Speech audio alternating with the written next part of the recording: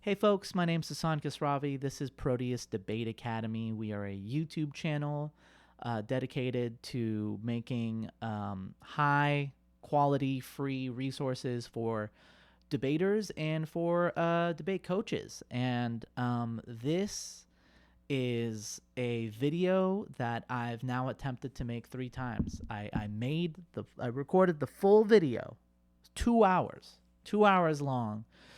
And then afterwards, when I was trying to put in the timestamps, I saw the whole video was messed up. And then I did a second version where I spent an hour on it, not even counting, whatever. But the point is, each time that I've done it, I've kind of gotten a clearer idea of what we're going to talk about. And so I anticipate this time the video should only take 40 minutes because, one, I ramble, and two, the stuff that we're going to be looking at, I've already looked at it, and I can kind of, you don't have to watch me pretend I know how to read. So who am I? We make a lot of videos. A lot of our videos are I wouldn't say geared towards, but maybe are of more interest to people who've been doing debate for a really long time. A video like this might get more people who are kind of starting to watch the channel. So just to kind of establish my coaching experience or background, I guess, because that's what we're going to be talking about. I was a college debate coach for about 10 years. I coached the team at Diablo Valley College. Go Vikings. By the end of my time there, we were the #1 community college debate team in the country. A lot of those students won national championships in community college events and went on to win national championships in 4-year debate events. I've also been working in a lot of different ways with high school and middle school debaters, and I don't know, have accolades there too. Yeah, so we've been making videos on this channel for I don't know, 3-4 years, something like that. And sometimes people reach out to me. Rarely in the comments. We don't get a lot of comments on the videos. But you should do it. You should comment. I'm told that's supposed to help. I don't know what it'll help us do, but everybody else who makes YouTube videos tells you to do it. It must mean something. No, I'll get an email. And so I got an email a while back from a person who was asking for some advice. I gave them some advice, and I got an email a few days ago from the same person saying hey, thank you for that advice. It was helpful. I'm wondering if you would be willing to take a look at our cases, me and my debate partner's cases. We have a volunteer coach, which, by the way, shout out to your volunteer coach. This took a lot of work. When I'm talking about I put 5 hours into this, a lot of that work was because it's a video. But the thing that we're talking about today, how to give feedback to students based on their cases and based on their round performances, takes a lot of work. And most of the people who do it are not paid, and most of the people who are paid are not paid enough. So shout out to your coach. So this is something that I coincidentally have been working on. What the work that I've been doing is something that I'm going to talk about in the next video I put out. But the long story short there is that I work for a nonprofit, and we do a lot of cool stuff. I guess the shortest version of what we do is we help schools start their own debate teams and train their teachers to become debate coaches, and try to build sustainable programs for students in New York who, I don't know, go to schools that are disadvantaged with this sort of thing. So with that having been said, it's important for us to give feedback and stuff like that, but more so, there's an interesting question of how do you assess a student. For example, you have a camp and you have a student you haven't worked with before, and you're trying to place them in a camp. Like, how do you know their level? Like, there's self-reporting, there's years of experience and stuff like that, but there's also more to it. More importantly than that, and this is kind of where it's most relevant to us and what we do, is we talk a lot in forensics about all the benefits of doing debate and how it helps you in your academics and your life skills and whatever. But there's not a lot of actual data on that. There's not a lot of metrics on it. And we're a nonprofit. We are like donor funded. And while a lot of people reach out as individuals and have given like money out of their own pockets, the kind of donors that we're talking with are like foundations, or like I am a billionaire and I have this foundation that does stuff like this. I would like to give you, I don't know, I'm not in charge of the money stuff, luckily, so I don't have to hear these like stressful numbers. But the point is that when you're working with a group like that, they're like, okay, well, we'd love to see some actual numbers on that. And that is a perfectly reasonable thing to ask. So what we're hoping to develop is a way of being able to measure the impact that we have, right? So what are the skills that debate is supposed to teach? How do you measure that? And then can you assess students at different stages along them learning debate and actually see whether they are improving at the skills and the traits that you want them to be improving at? And that's for us to measure our own progress, but it's also like hopefully a way for us to be able to advocate for speech and debate more broadly speaking. But this is a little bit different than that. This is just an interesting parallel, which is just like, how do you assess a case? So those of you who do follow the channel and have for a while might recall that around when the pandemic hit, I spent 2 months working on this. Oh no, did my video just cut out? Okay, we're gonna keep going. Give me 1 second to see if I can fix this.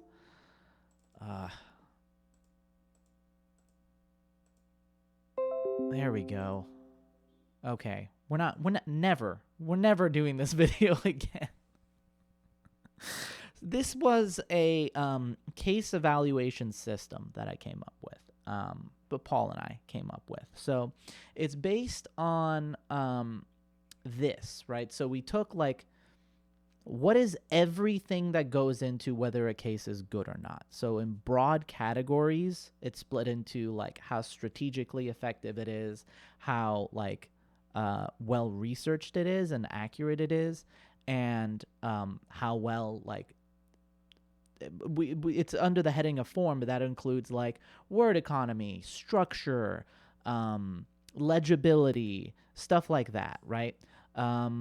And it has all of these criteria for what each thing is supposed to mean and how one should evaluate it.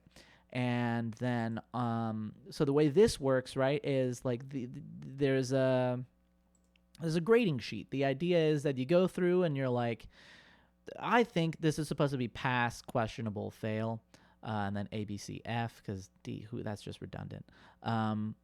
But yeah, so you like write feedback in here, and you might be like, okay, like how, like, do I think that this is like good field context? And I'd give it a B, and then I would be like, I think the sources you used are generally the right sources to be using, but in some cases, I think blah, blah, blah, blah, blah, blah, blah, blah, blah, blah, right?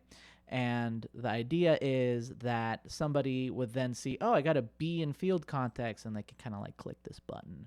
This took a lot of work. And they can then go see the feedback they got there. But more importantly, all of these scores then go through an algorithm, and you can check these boxes, and it'll give you, like, you can see like 86 points in strategy. And that is specific to, so we gave out these like surveys, and we're like, you are a like we ask some questions and we kind of define, okay, this person's probably what we would consider a progressive judge, is probably what we would consider a traditional judge, and then we like ask them how important are these things to you. We had them ranked, so that way, the idea is that you could use this system to evaluate a case in every single aspect of what that matters in debate. You get an overall score. You get a score in each category. You get a visual sense of like, okay, where is my case the strongest? Where is it the weakest? And then like, how is that likely to impact my results based on the kind of audience that I'm in front of? And you can see that apparently it doesn't work fully and in all cases, or maybe it needs all of them filled out. I don't know. I haven't worked on this in years. This is not what I recommend using. So I guess for the first thing I wanted to talk about is like why, and through this, this is, by the way, it's available. It's like out. It's open source and whatever. Like, there's a lot of weaknesses with this, and I kind of want to talk about what that is, and that'll transition us into talking about like how to assess a case from a coach's perspective, and not. So this is more appropriate as like a, I don't know, like, I am just doing an evaluation of your case writing. I am not your coach. I'm not here to like guide you through the process. It's more of a consulting, right? Like if you are consulting me as a debate consultant, like this is what I think of the case. And it really just, I think the strength of it is that it gives you all of these specific areas to like examine, and it kind of puts those things into some context. But what do I think are the weaknesses?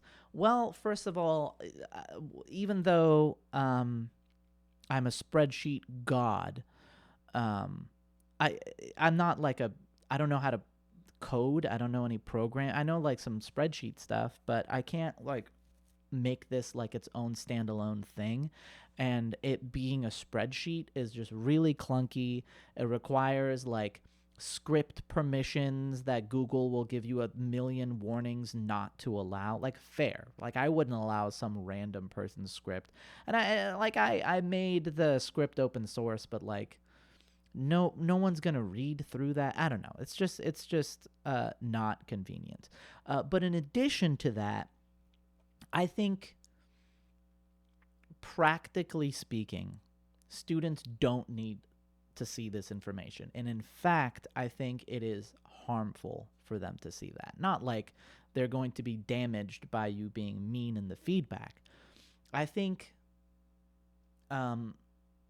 this is something that I've talked a lot about on this channel. Debate is a competition of how well you understand debate. And what that means is that your weaknesses as a debater are not the result of a lack of intelligence or any innate skill. And your weaknesses as a debater are not because you don't know a lot about this topic. Your weaknesses as a debater stem from there being some aspect of debate that is important, but you don't understand that it's important. You don't understand why it's important, or you just never thought about it, or something like that, right? It's an oversight. It's a misprioritization. I have this video I made a long time ago about like why you've stopped improving at debate. And a lot of debaters will hit this point where they've plateaued, right?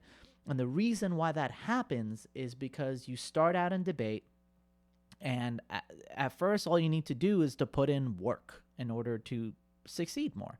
And so you put in work, and there's things that you think are really important, and by definition those become your strengths because that is the stuff that you're working on and stuff you're thinking about. And you start to do well because that work has benefits. But What happens eventually is that there's diminishing returns, right? Yeah, research is important, but there's just like going from being like A minus researcher to an A plus researcher isn't going to help you keep winning rounds. If you have like, I don't know, a really bad understanding of like cross-examination or something like that, right? To give two really broad examples. And if you don't understand why cross-examination is important, you're just not going to work on it. This is something that is really, really common in debaters, and the reason why I'm spending all this time focusing on it off the bat is that I think a coach's job is not to know all this stuff. This is out there, right? I've put it out there. You can also just ask people. You can, if you know what you're looking for, go on Reddit, go on a Discord, go on a Facebook group, ask other coaches at tournaments. Like, this information is out there, and finding information isn't the hard part. And my coach certainly like wasn't doing stuff like this, right? What the biggest benefit of a coach, other than like socio-emotional support, is pointing the like helping debaters see their oversights. And the way you do that is by taking your students to competitions at which they will lose. They have to lose. There's no way they can learn without losing. And in fact, I have a video on like coaching stuff. I don't remember what that's called, but like the book cover, the thumbnail is a book cover of the book Peak by Anders Ericsson. And in that, I talk about kind of my like the system I recommend for how to help students improve really, really quickly. And to paraphrase that, the idea is that you send a student to a competition with as little instruction as possible. Now, you want them to feel comfortable going and not have like a horrific emotional experience being there. And you want them to lose as much as they can possibly handle without like giving up or being discouraged or feeling really bad about themselves. Then what you do is you look for trends in those losses, address the biggest, most common reason they are losing, and figure out how do we not lose for that reason ever again. And try to be as specific about it as possible. And then you try a solution. And maybe that works, maybe that doesn't. But once it eventually works, now you move to the next biggest reason why they're losing. And you have to keep going to more and more difficult things so that you keep getting losses. And eventually, students just run out of ways they can lose. Why is that what I advocate for?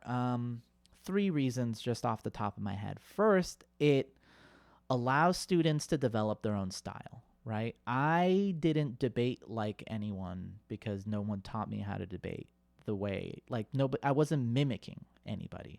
And that's good because I wouldn't have done a good job doing an impression of anybody else.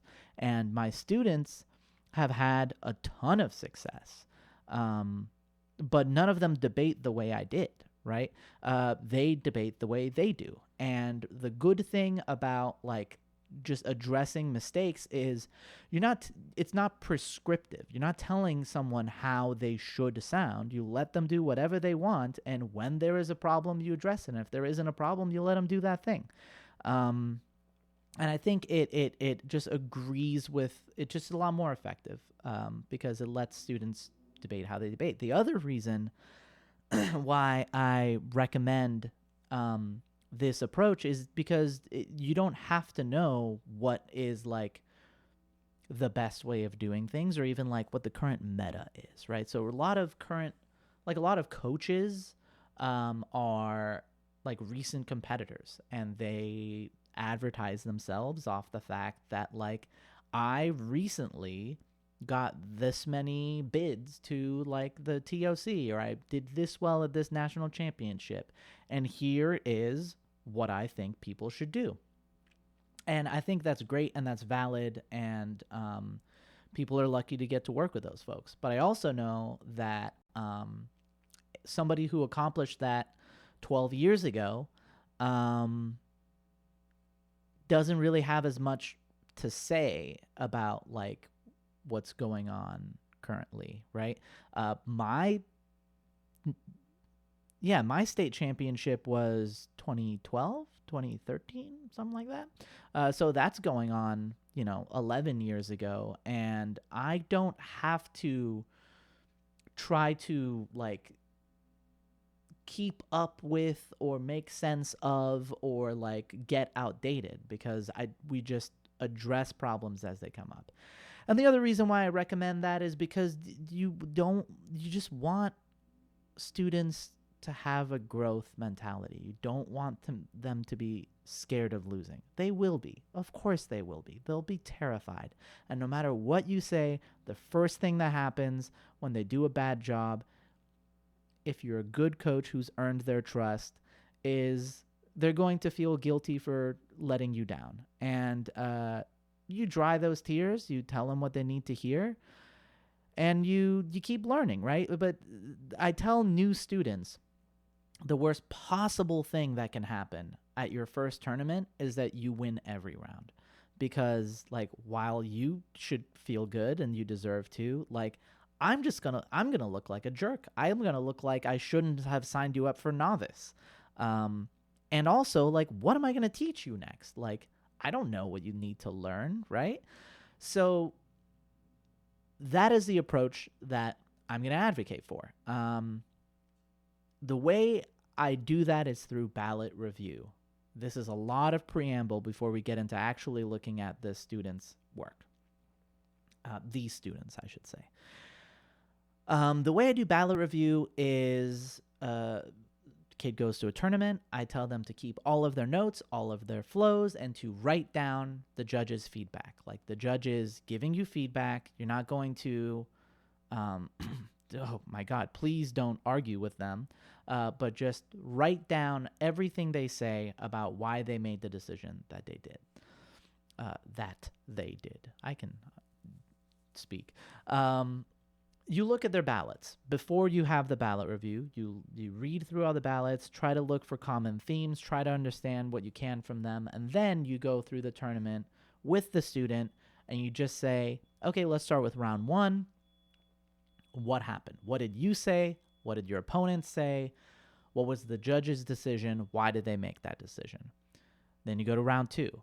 What did you say? What did they say? What did the judge say? And you're checking for a few things, right?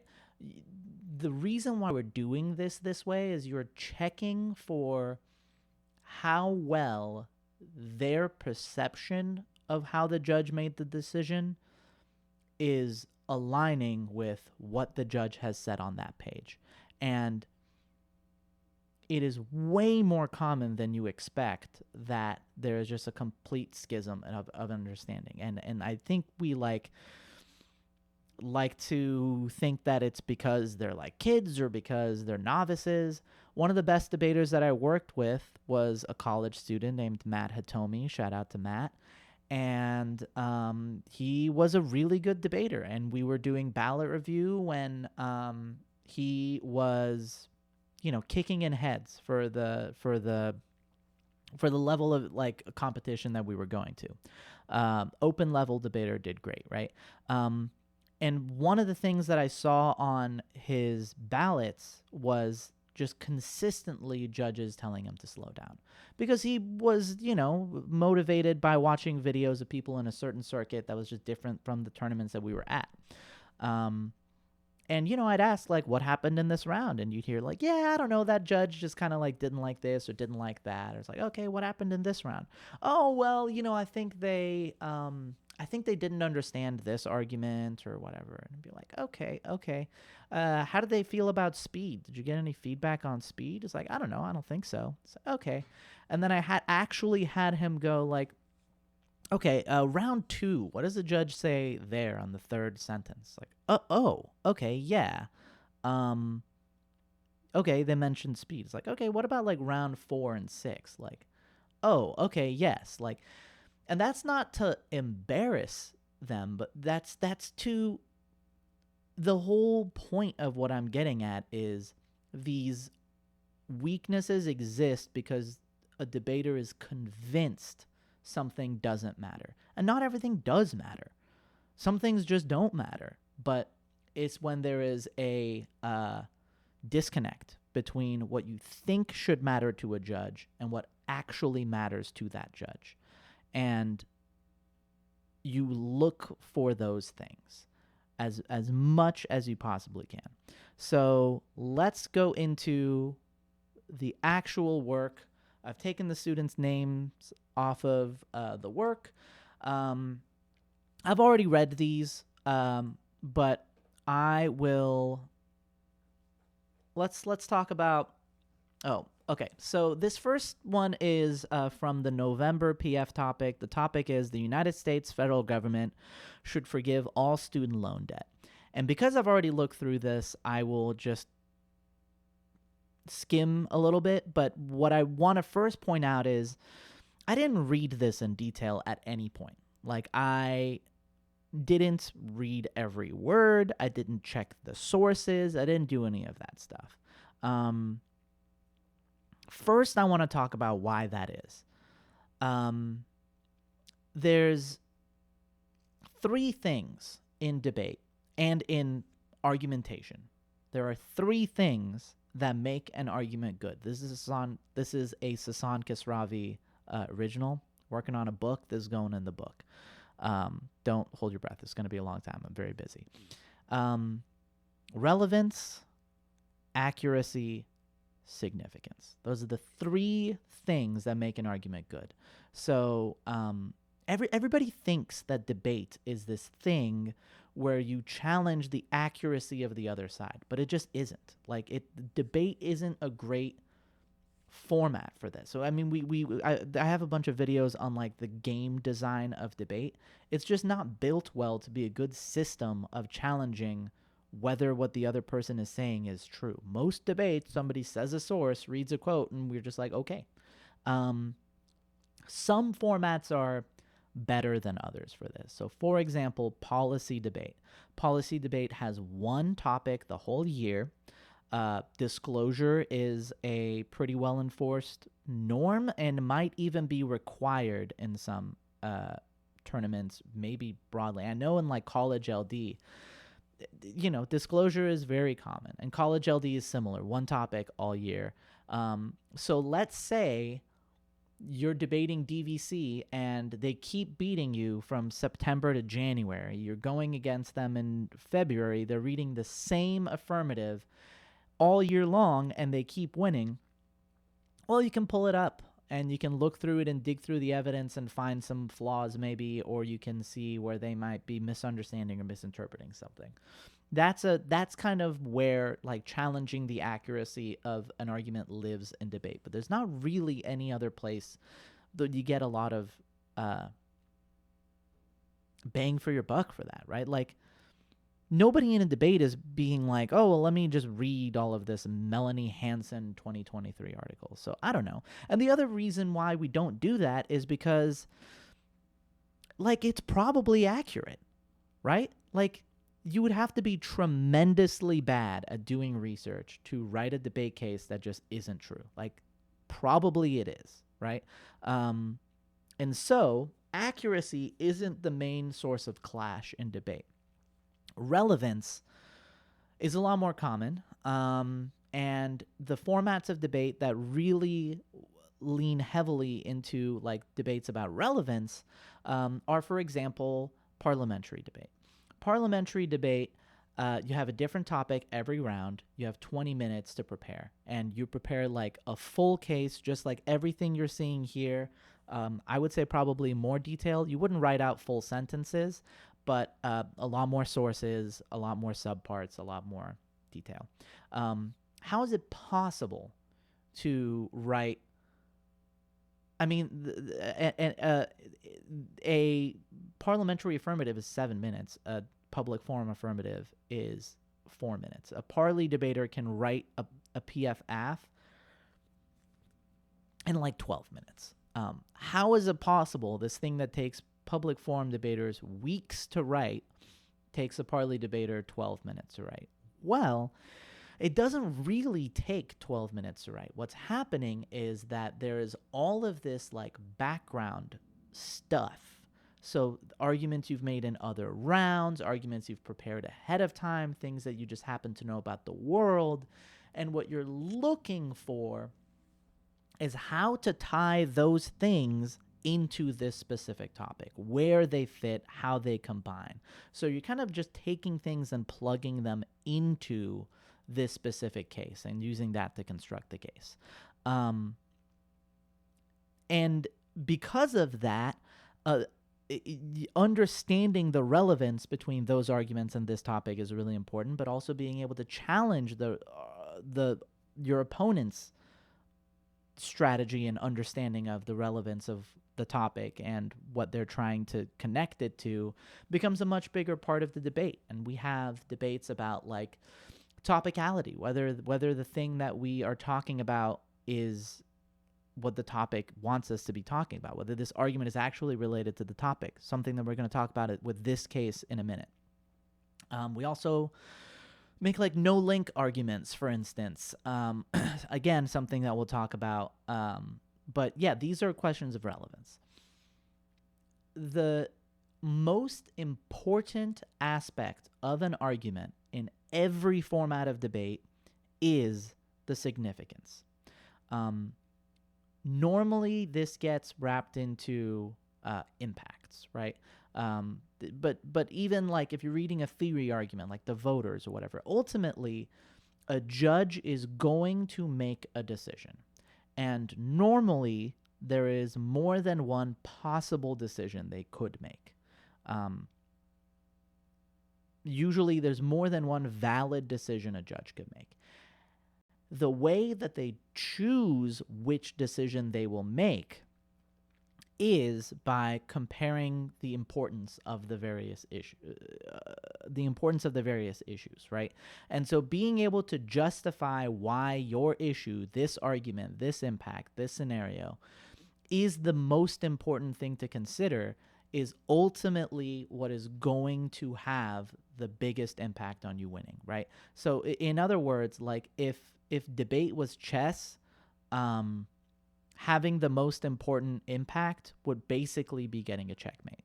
And I have said before that every sentence you say in a debate should be either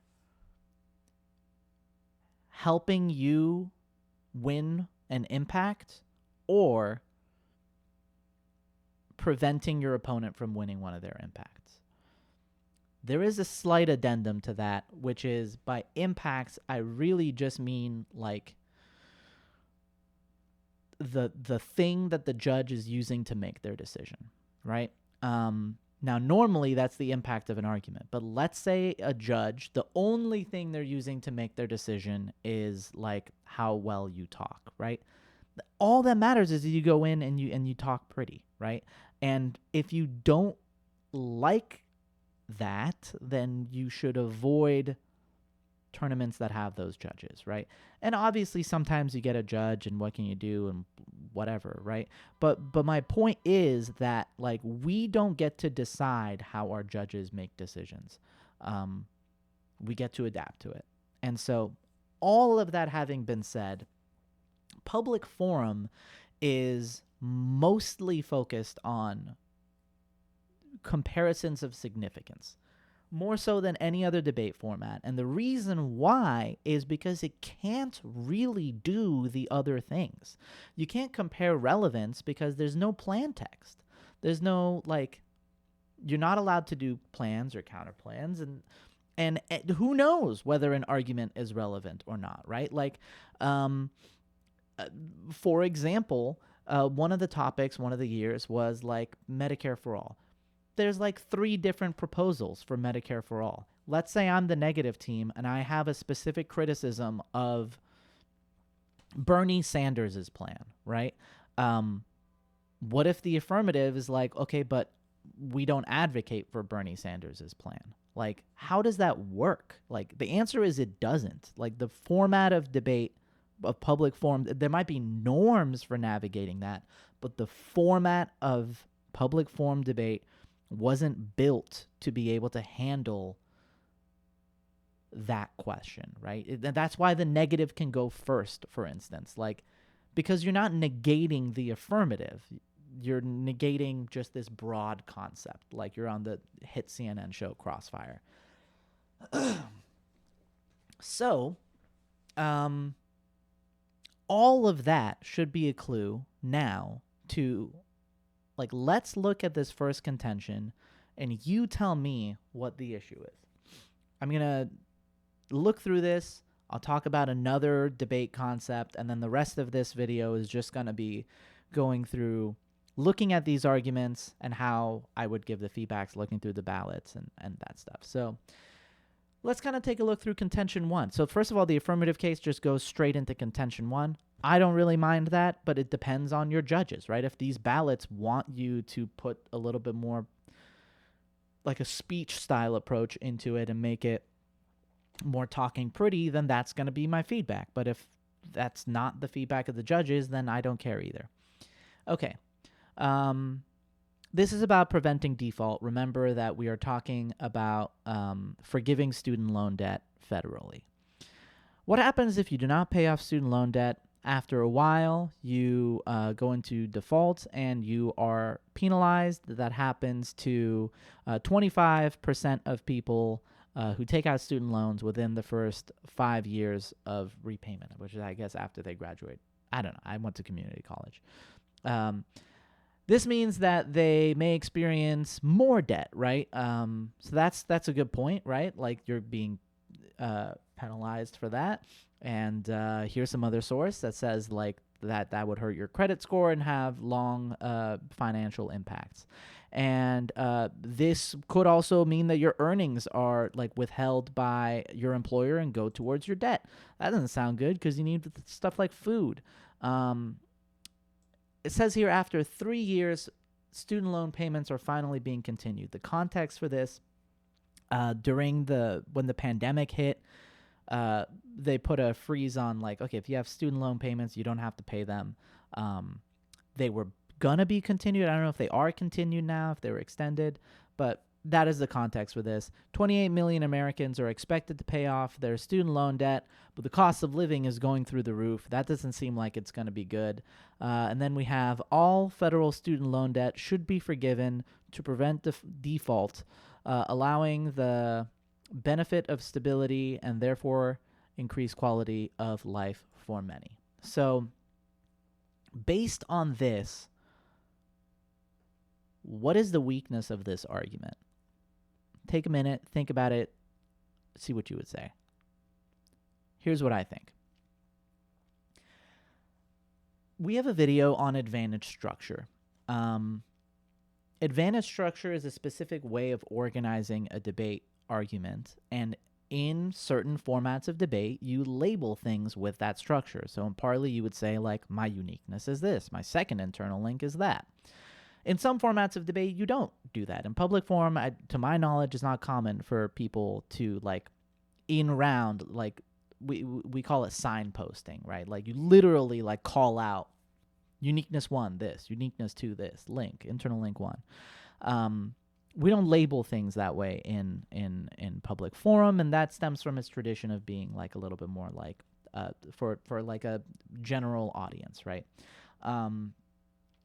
But that doesn't mean that advantage structure still doesn't apply, right? Because another video, like logic in debate, advantage structure isn't like a rule that somebody says you have to follow. Advantage structure is what is required for an argument to be valid any time we are talking about making some sort of policy change or any sort of change, right?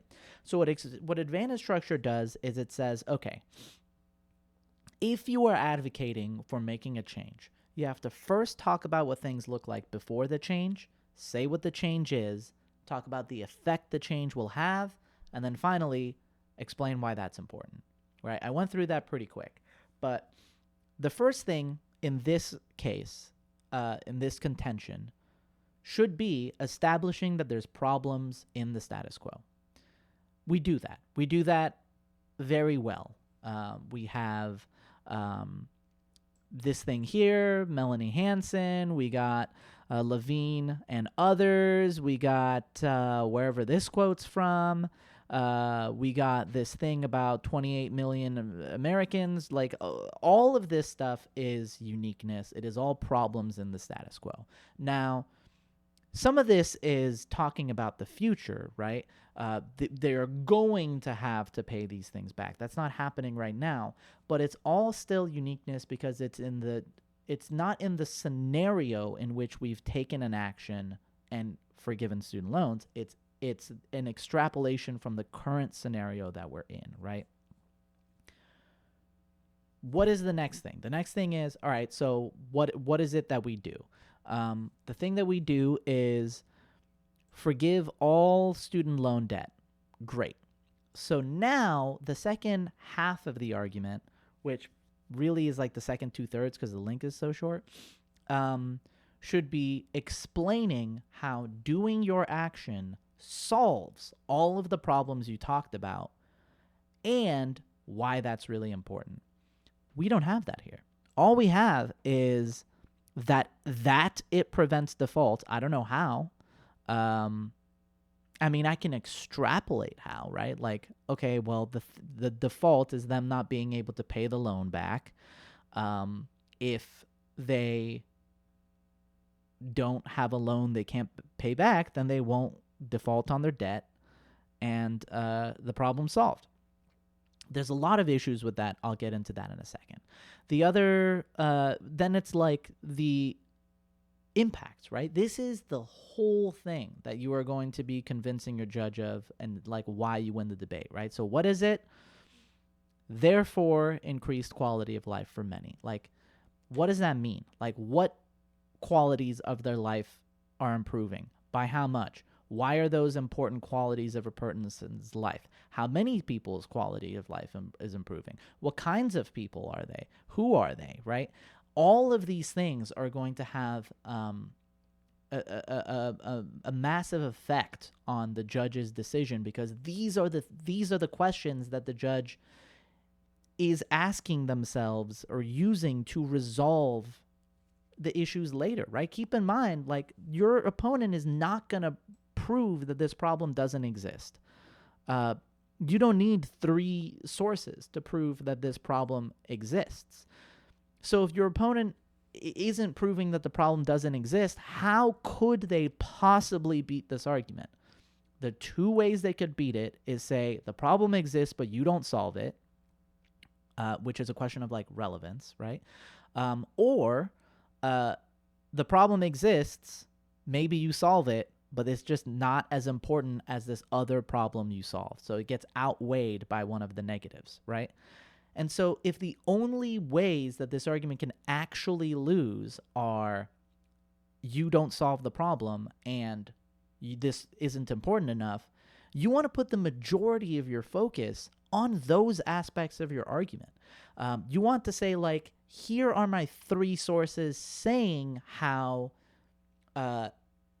abolishing student debt would actually improve things, right? And I'm going to save you and us a little bit of time because we're 43 minutes in. Contention 2 is financial burden on the government, right? Same thing. Right now, we have this amount of money that this thing is costing us, right? And the estimated cost of that to the government is going to go up. So this is see if you can follow me on this one, right? Let's actually go slower, go a little bit more detail. Besides the effects of student loan debt on individuals, the growing pool of debt is only getting bigger and bigger a burden on our government. According to Carrillo in 2022, the Education Department predicted that the student loan program would generate $114 billion for the government, right? They were like, we'll give students money, they'll pay it back for more than what we gave them because of interest, and that is going to generate $114 billion. But the Government Accountability Office found that as of 2021, the program has actually cost the government an estimated $197 billion. Wow, that's a lot of money. $197 billion, that's like 5 NASAs. I actually don't know what their budget is, but it's below. This is all because of recent legislative and administrative action, the largest of which has been the CARES Act of COVID-19 emergency relief. From the same source, because of this thing, it was estimated to increase direct loan costs by another $102 billion. Maybe that number is added to this. Maybe that's how we got to 197. Doesn't matter. Additionally, recent income-driven payment plans were worsened, have worsened the situation as well. Here is this other thing that has worsened. With the status quo, who's to say this will not get worse with the current political agendas? All of these additional programs are attempting to fix a colossal issue with temporary small fixes that are only causing more harm. According to Looney et al., the Congressional Budget Office expects the program to cost payers $31 billion for new loan issues, right? So that means new students who are not yet in college go to college, they want to take a loan, we give them $31 billion over the next decades, and over the next decades is going to cost $300 billion. By forgiving all student loan debt, not only are we helping individuals, it would allow all the government to reset the way we manage these loans and make a greater impact here. Okay, what is the issue with this argument? Maybe you've seen it this whole time, maybe you don't know what I'm talking about. Take a second. This argument is not relevant to the debate. There's no link. Why is there no link? Because these costs are costs that the government already spent. Like, we gave this money out, right? We gave $197 billion out. Saying people don't have to give it back to us doesn't mean that money wasn't lost. And also, forgiving all student loan debt you're not abolishing student loans, right? This is the United States government should forgive all federal student loan debt, forgive all debt, not abolish the practice of, oh man, I hope the last time my screen freaked out like this, it was like a PowerPoint presentation the whole time. I hope that's not happening here. Okay. I'm going to keep going. If the rest of this is just the video's not working, I'm so sorry. What can I do? Okay. So this is the problem with only focusing on the problem, right? You don't have a source saying, here is exactly how abolishing student loan debt fixes this problem.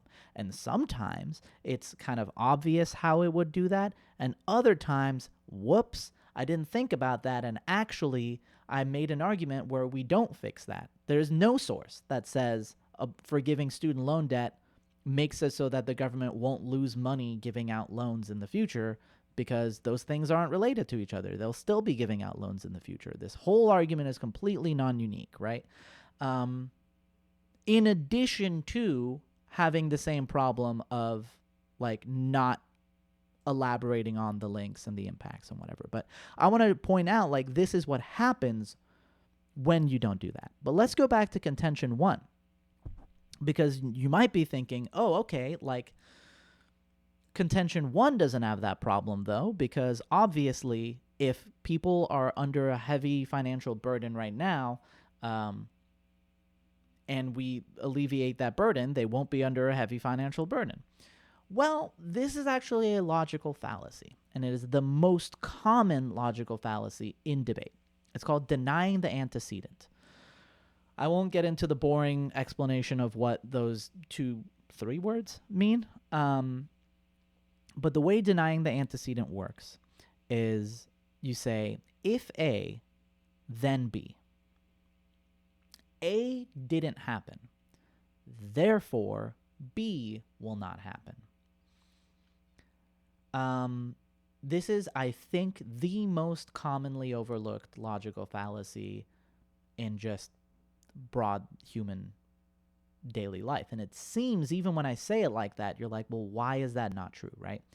The distinction is that the statement doesn't say, if and only if A, then B. A is the only thing that causes B.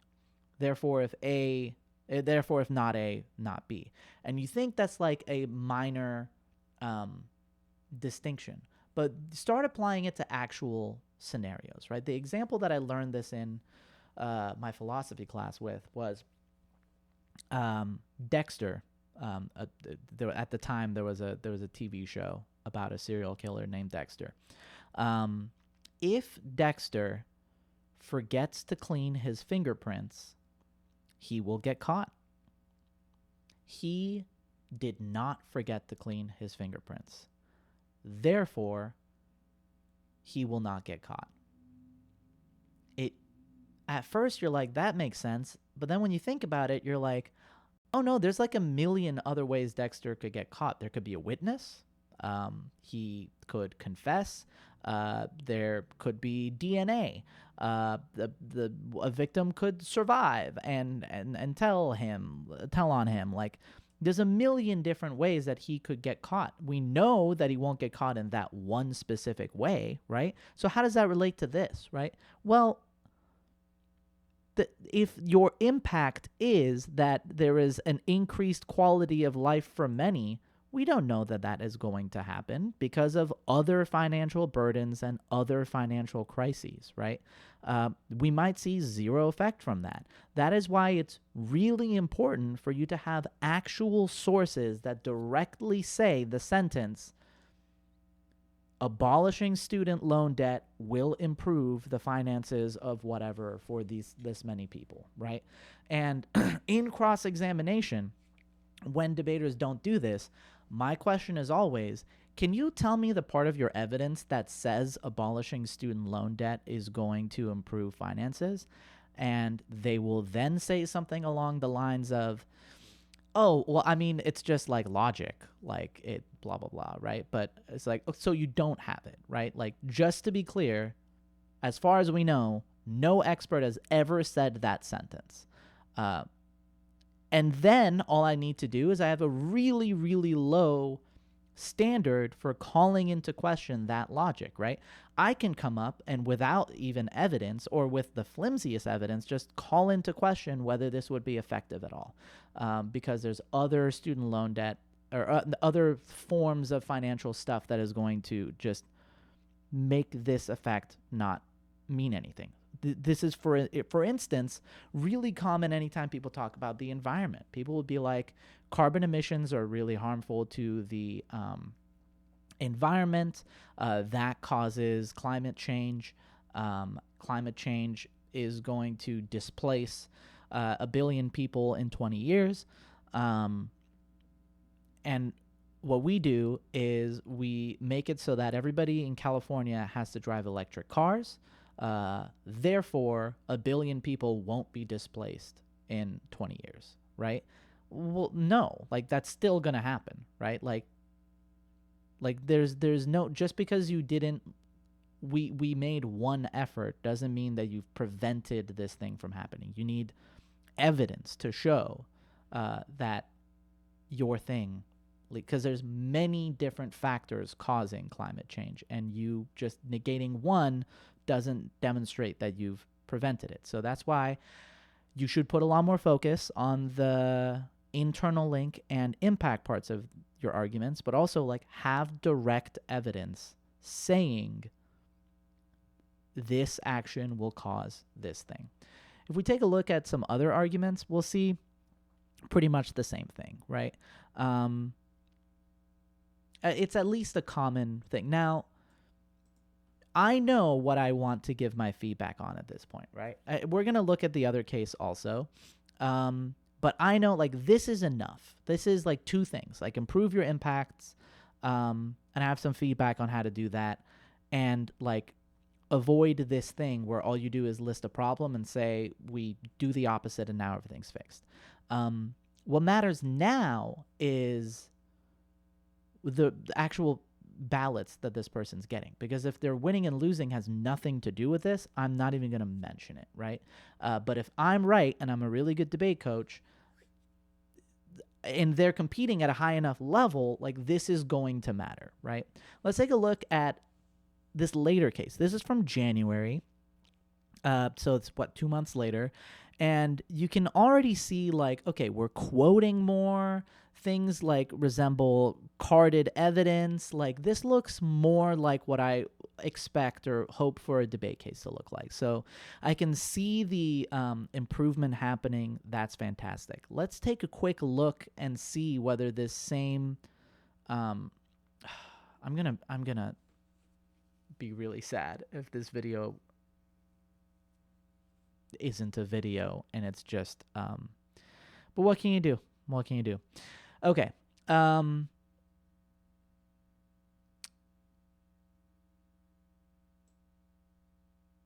Right. We're taking a look and seeing whether that same thing happens. There's a little bit of like, good morning, thank you, nice to be here, here's the definitions. Okay. Social media, misinformation, great. Section 230 is a part of a law that says media platforms aren't responsible for what users put on them. So like Facebook isn't, in other words, if I go on Facebook and I say, like, I don't know, it's cool to set your hair on fire, that doesn't count as Facebook having said it's cool to set your hair on fire. They just created a platform for it and I'm accountable for it. They only have certain responsibilities, like taking it off their platform or something like that. So contention 1 is about misinformation, right? For far too long, social media companies have been complacent and arguably even complicit in the plague of misinformation that permeates their sites. Hopkins in 20 said that a bunch of stuff happened. Section 230 is first clause enables this behavior, so that is good. You're drawing like that problem in a really specific way. That's great. A website company like Instagram is not held accountable for it. Misinformation spreads on stuff like Instagram. Great, really good to know. This is we see examples of this in COVID-19. There was a bunch of misinformation that certainly exacerbated that stuff. The work needed to refute one wrong claim is an order of magnitude higher than it takes to make one. Yeah, so that's like, there's not a lot we can do after this information's already out there. We ought to repeal Section 230 because it protects social media companies from being held liable for disinformation and misinformation posted by advertisers and users whom the company profit off of. Same issue, right? As an afterthought, we're going into, here's what we're actually going to do. No mention that it actually solves the problem. Now, if I can give this person the benefit of the doubt and assume that if this is causing a problem, then no longer doing it would probably benefit. But that's not how debate works. The way debate works is I know advantage structure, I know where this argument is weak, and in my head, I'm going to think, okay, if in order to beat this argument, I need to come up with 3 arguments in 5 seconds that give counterexamples for why this would not stop misinformation, even if we repealed Section 230. Here's one. Other countries don't have Section 230. They still have misinformation. Section 230 is a part of the Communications Decency Act of 1996. There was misinformation before 1996. 3, there's no, what's the enforcement on this. Like, how are you being held accountable? Like, if these companies are profiting off of it, then they're going to keep doing it, even if they're not allowed to, slightly more than they're currently not allowed to. Done. Argument's gone, right? Especially if I have an argument that is more like likely to withhold scrutiny and has a really good impact. Like, yeah, I'm not saying there's 0% chance that this is going to decrease misinformation. All I'm saying is, if I have a decent argument, then it's going to be really easy for me to shift the focus over to that. So that trend has held up. Let's now look at actual feedback, which, again, hopefully you can see right now. When I do this, I hope my hand is moving, because the first video I made, eventually it was just like 8 seconds of, maybe I don't have to explain it to you because it either isn't happening or you don't need me to describe, you're already seeing it.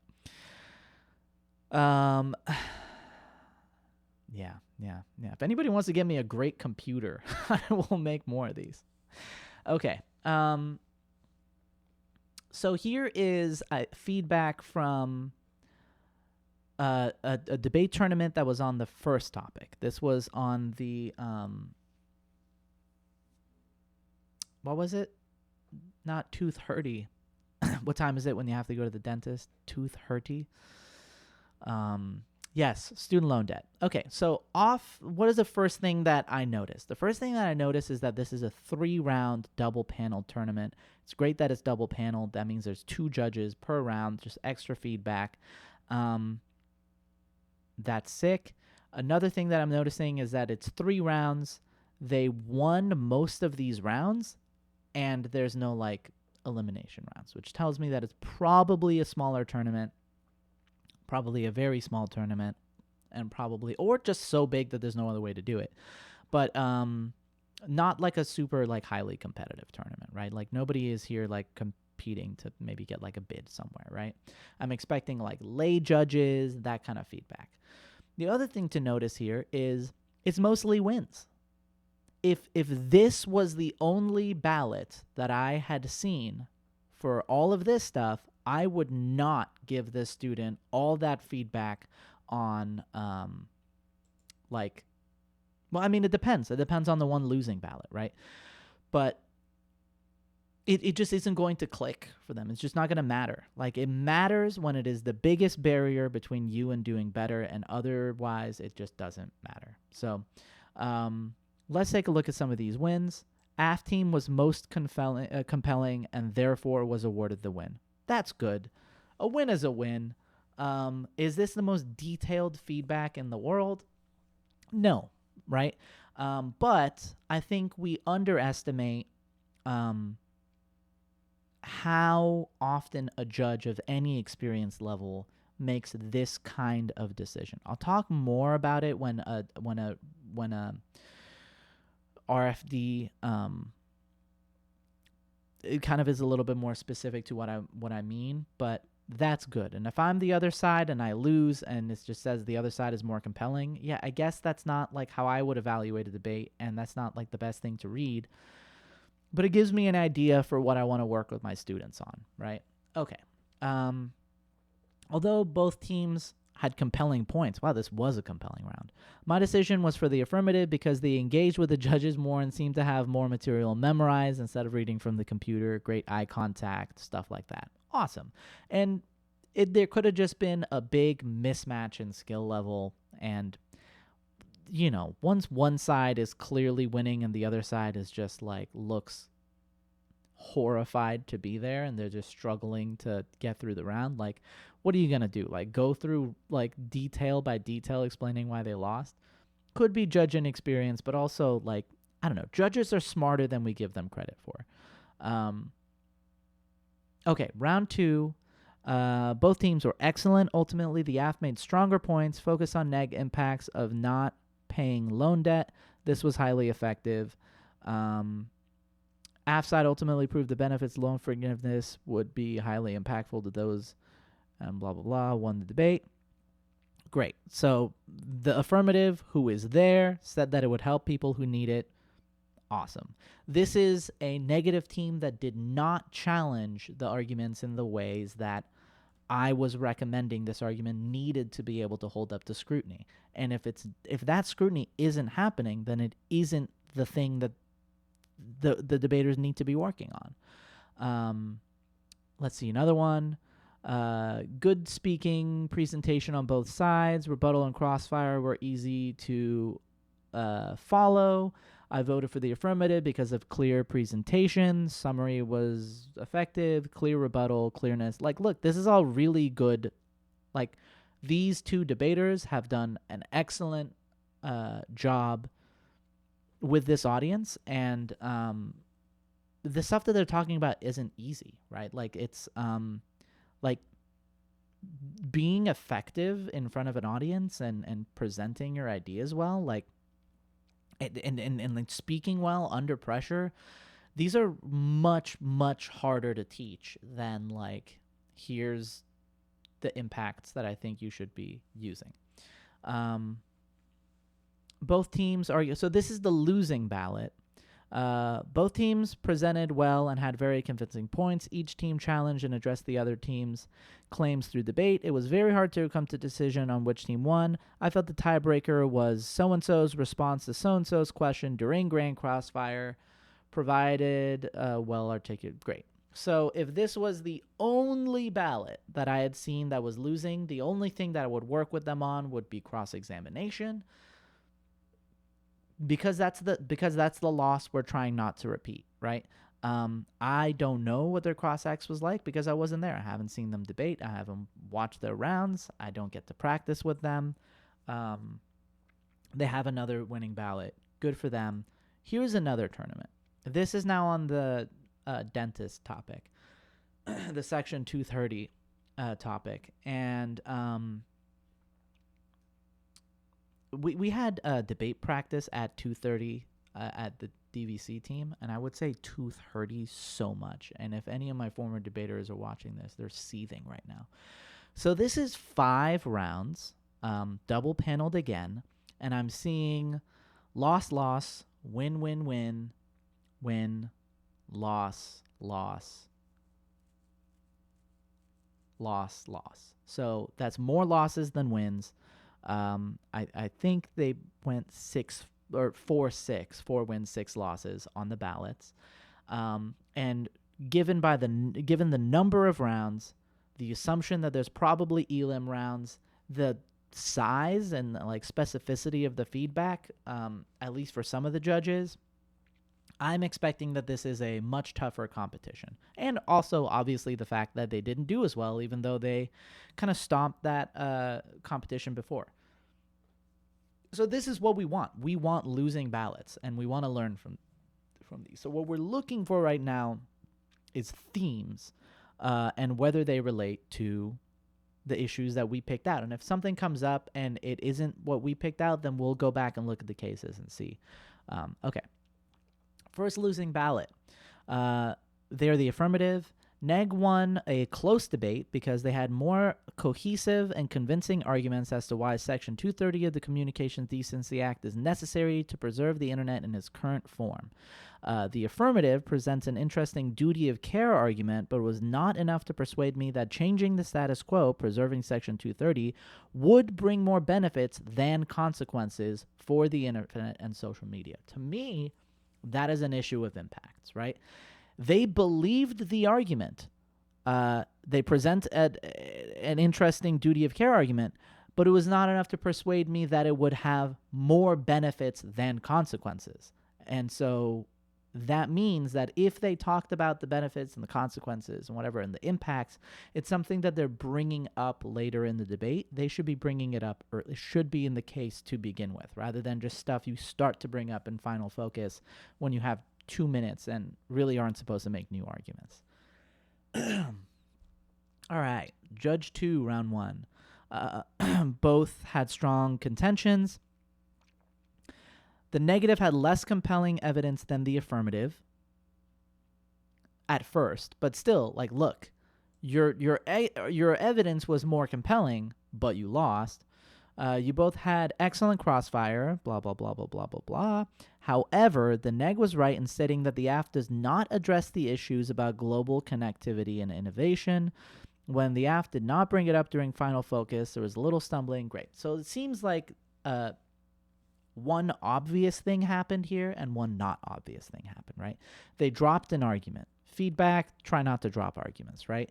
I don't know why they dropped the argument, so it's hard for me to be more specific than that, but ultimately as people debate more, they figure it out, they get better at that.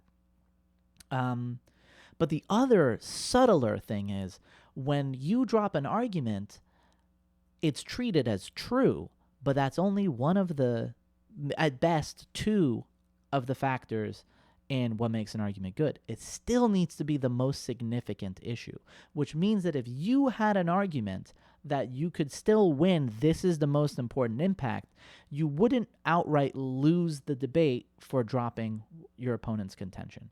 And so this also tells me, like, yeah, don't drop stuff, but if you had stronger impacts for your arguments, it would have significantly helped. Okay. Some wins here, some 30s, great. The negative, who are our protagonists here, argued that instead of repealing Section 230, could simply be amended to address hate speech. So the AF is like, yo, hate speech is bad. The negative said, well, you don't have to abolish it. You could just amend it to say, like, except for hate speech. This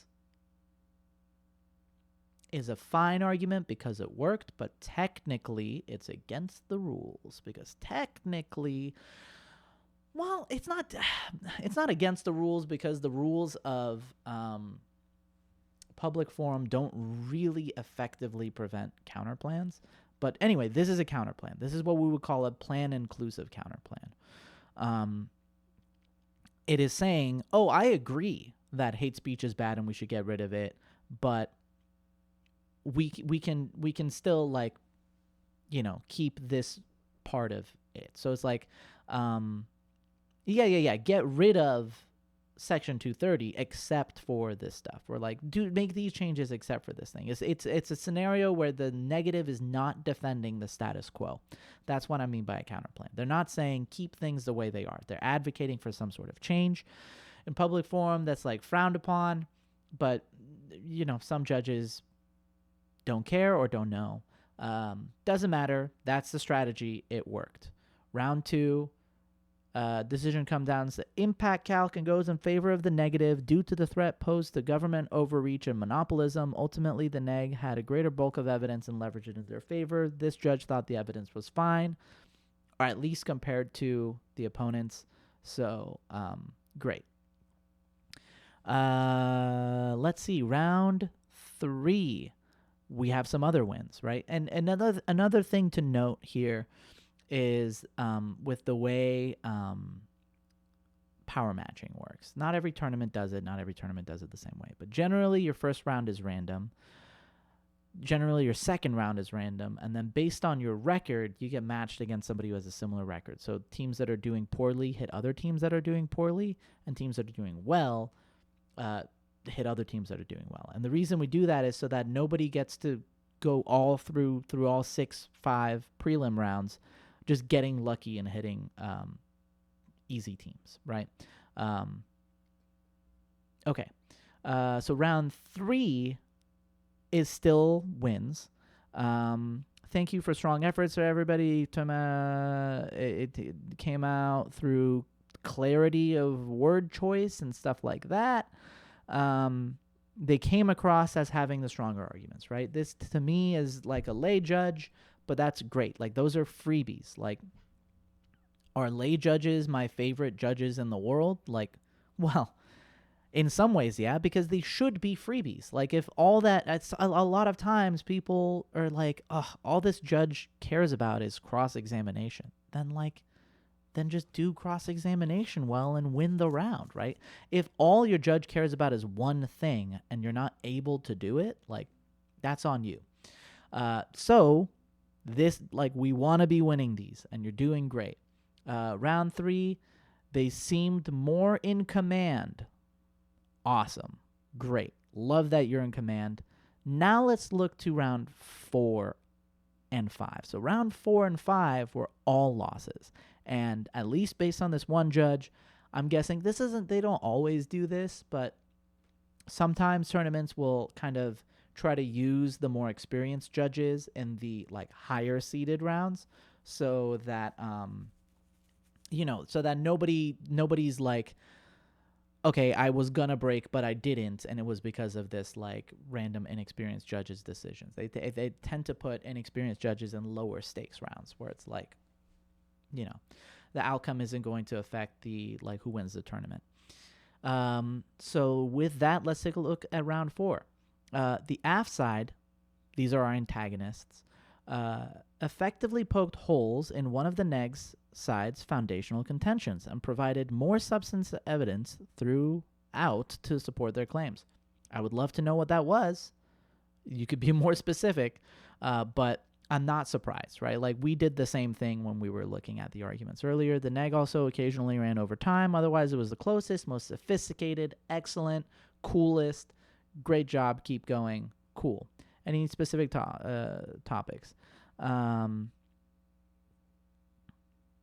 Your opponent got you to admit that one of your contentions was essentially built upon a hypothetical. I think that is another way of saying the same thing that I was talking about with the internal links. Like you want a sentence from an expert that says doing this will cause that. And when you don't have that, then it is a hypothetical where you're saying, well, doesn't it seem obvious that this would happen? So this issue that we noted earlier does seem to be affecting them, not in the lower level of competition, but they've now risen to the point where it's become something that they have to deal with. Let's take a look. This was the best debate that I've had the privilege of watching and judging. Not even today, ever. That's awesome. Congratulations to all 4 of you for being so prepared and savvy. Killer. That's awesome. The debate went to this side because they were able to provide more specific examples and quotations for the side of their case. I don't know what that means, but let's take a look. Seems like they are flowing some stuff and giving feedback like per round.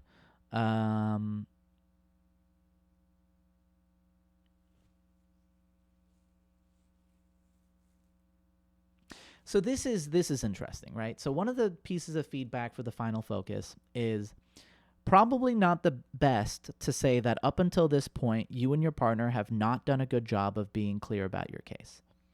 That's like a, fake it till you make it. Don't give a judge an excuse to vote you down. That's all good, right? That's presentation stuff. But what that signals to me is like, what happened? What would they not have been clear about? What's happening here is it's the final focus, and either like they are trying to explain how something they've said, like they're trying to prove the logic of one of their points, or they're trying to establish like an impact scenario that they haven't made clear yet. And all of that is better done earlier in the debate. Let's see, round 5. Both teams debated with confidence and pressured each other into probably not the best to praise people for pressuring each other into uncomfortable positions, but I understand what they meant, and like they meant with witty questions and smart gestures. Sure. I get what you're getting at. Just why did the winner win? I believe this is a close debate. I picked the AF to win because of their quick responses and their ideas, and their ability to push ideas of rewriting and not removing. This is actually something that I read earlier and I was like confused about, because it's possible this judge voted for the wrong side. I don't see how the affirmative could be talking about rewriting and not removing. that would be a negative argument, and it is a negative argument that we know that they made last time they were on the negative. So my guess here is that this judge was confused by the fact that in public forum, the negative can sometimes go first. That's my guess. I don't really know. Either way, not a lot here that we're going to add to our feedback from. Excellent job today, everyone. Learned a lot about Section 230. I felt like you were asking them to provide evidence for your contention of small business. What is an example of a small company that will be impacted by Section by 230? This again is exactly what we're talking about, right? Like you need to lay out like this is what would happen once this policy is enacted, for better or for worse, as specifically as possible. So all of this does seem to there's all sorts of things that I could look at this case and talk about, right?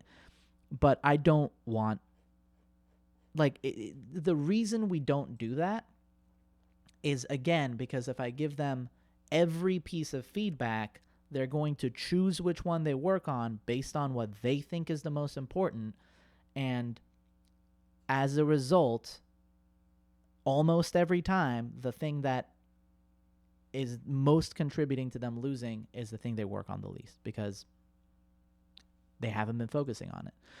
So last time when I made the first video, I typed out some feedback. Let's talk about like what I wrote and like how I decided what to write. Well, the first thing you want to do is you want to say some things that they're doing really well. And this isn't just like a compliment sandwich, like make kids feel good thing. It has practical benefits for like strict debate stuff. That's not to say that it doesn't matter that you make people feel good, right? Like hopefully that's clear. But with that having been said, like speaking of Matt Hitomi, right?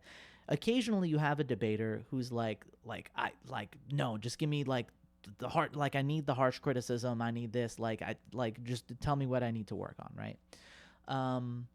I love the movie Whiplash. Tonight's movie night. After this, I have to get a movie set up, and last week's movie was Whiplash.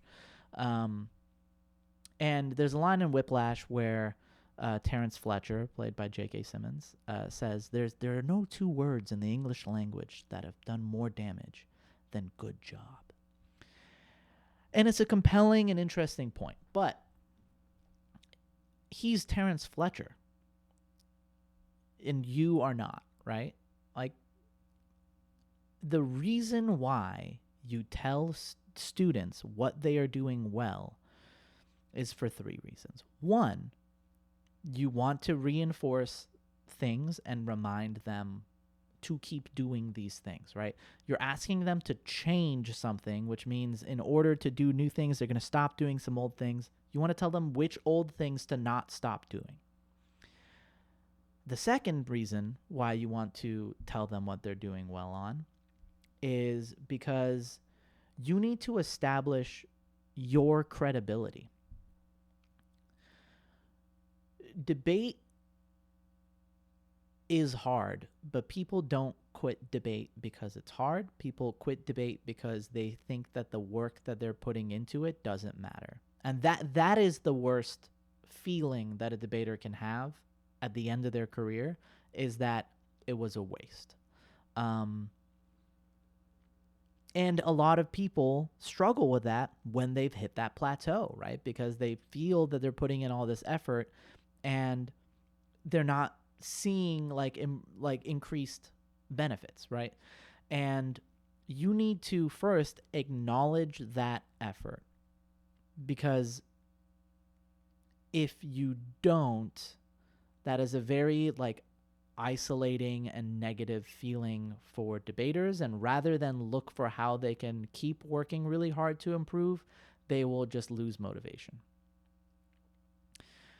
The other reason why this, oh man, now we're really getting into glitchy stuff on my end. this is just going to be a podcast. The other reason why it establishes your credibility is because if I know some stuff about debate and I understand what I'm doing well, and like I'm doing well at these things because I think they're really important, because I understand their use. You need to show that you understand debate as well as they do, right? Okay, I see you're doing these things because you think they're important, and they are important, and you're doing a good job at them. Now I have something else to tell you it's important. And it's not like saying like, I don't know, like, here's what I think matters. And the person's like, because like, imagine you're somebody is like overly technical, right? If you're just like, yeah, you're too technical, people are just going to be like, yeah, well, you just don't understand tech debate, right? But if you establish, hey, here's all the things that I think you're doing really well in like technical stuff, like this is good, you're doing great here. Let me bring your attention here, though. They're actually going to like care about what you're saying, because they're going to not be dismissive of your understanding of debate. So that is why you want to start out with good stuff. Next, you give them things to work on. Never give more than 2 things. That's the only thing I'm going to say there. I already talked about that at length.